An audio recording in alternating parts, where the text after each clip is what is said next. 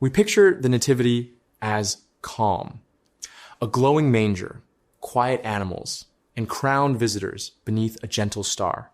But Matthew chapter 2 gives us a darker scene. Foreign astrologers, a frightened capital, a paranoid ruler, and a young family running for their lives. The visitors are not called kings, and the text never says there were three. They are Magi, likely learned court figures from the East, connected with astrology, royal council, and the political world beyond Judea. If they came from regions tied to the Parthian Empire, their arrival was not only spiritual, it carried political weight. Imagine them entering Jerusalem and asking one explosive question. Where is the one born King of the Jews? That question landed in the court of Herod the Great, a ruler known for suspicion, brutality, and ruthless control. Herod had palaces, power, and Roman backing, but not peace. Many saw him as an outsider king, and his later reign was marked by executions, family conflict, and fear. So when the Magi spoke of a newborn king, Herod did not hear worship. He heard threat. The Star of Bethlehem becomes central here.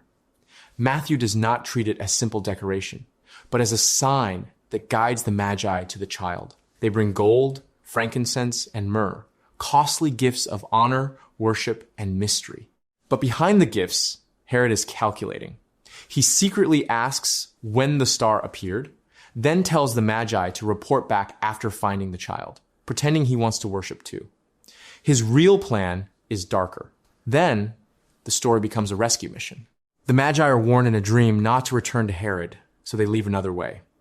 Joseph is also warned in a dream. He takes Mary and Jesus by night and flees to Egypt. This was not a peaceful holiday journey. It was escape from state violence.